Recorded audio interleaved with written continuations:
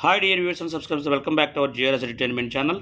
ఈరోజు వీడియోలో సెప్టెంబర్ నెల 17వ తారీఖు సంబంధించినటువంటి 1 నుంచి 5 తరగతుల వరకు ఉన్న అన్ని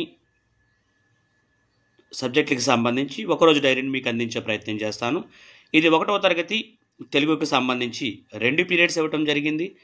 మొదటి పీరియడ్లో గేయ పునశ్చరణ, రెండవ పీరియడ్లో పాఠ్యపుస్తకంలోని చదవడం అనేటువంటి అభ్యాసంలో ఉన్న కృత్యాలు చేయించాలి. ఇది 1వ తరగతి తెలుగు.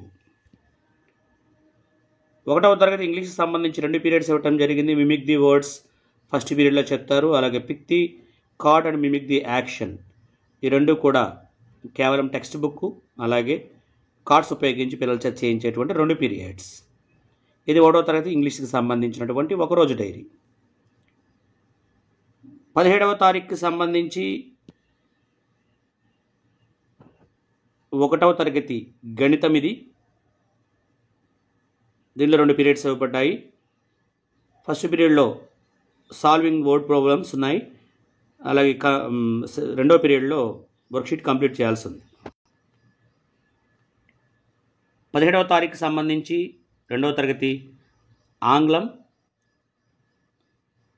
2 పీరియడ్స్ ఇవ్వబడ్డాయి. దీనిలో మనకి reading rhymes, reciting rhymes, introduce new words, text book, work book items 2 complete చేయాల్సి ఉంది. ఇది 3వ తరగతికి సంబంధించినటువంటి తెలుగు డైరీ. 2 పీరియడ్స్ ఇవ్వబడ్డాయి. దీన్ని 2 కూడా టెక్స్ట్ బుక్లు ఉన్నటువంటి పేజీ నెంబర్ 31లో ఉన్నటువంటి అంశాలని చేయించాల్సి ఉంది. ఆంగ్లానికి సంబంధించి 17వ తారీఖున 2 పీరియడ్స్ ఇవ్వబడ్డాయి.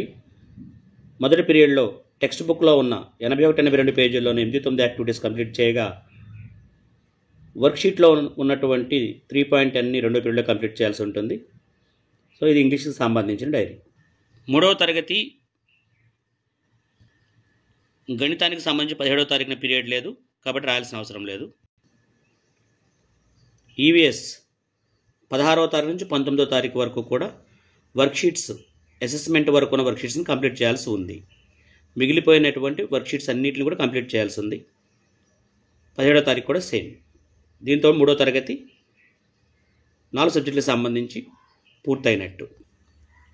4వ తరగతి తెలుగు 17వ తారీఖు ఒకరోజు డైరీ.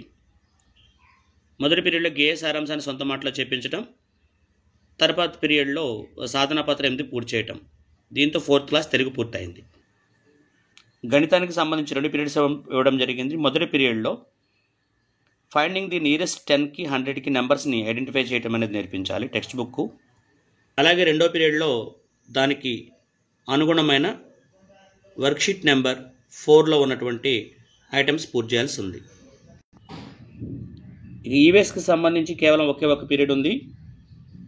దానిలో explain the difference kinds of preservation అనే టెక్స్ట్ బుక్ని మనం కంప్లీట్ చేయాల్సి ఉంది.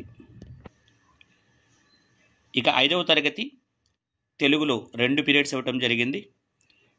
ఈ 2 పీరియడ్స్లో కూడా మనం సాధనా పుస్తకం 44వ పేజీ మొదటి పీరియడ్లో, సాధనా పత్రం 11వ పేజీని 2వ పీరియడ్లో పూర్తి చేయాల్సి ఉంది.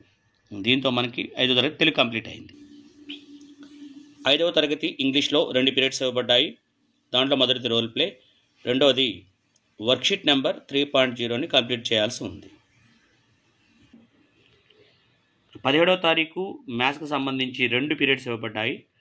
మొదటి పీరియడ్లో డివిజన్ ఎక్స్ప్లెయిన్ చేయాల్సి ఉంది, టెక్స్ట్ బుక్లో ఉన్న 112, 114 పేజెస్లో అవి.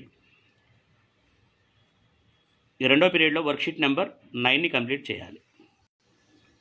ఈవీఎస్కి సంబంధించి కేవలం ఒకే ఒక పీరియడ్ ఇవ్వడం జరిగింది. దాంట్లో complete activities in work book, దాన్ని పూర్తి చేయాల్సి ఉంది. దీంతో మనకి 5th క్లాస్ కూడా కంప్లీట్ అయింది. Thank you so much for watching our GRS entertainment channel.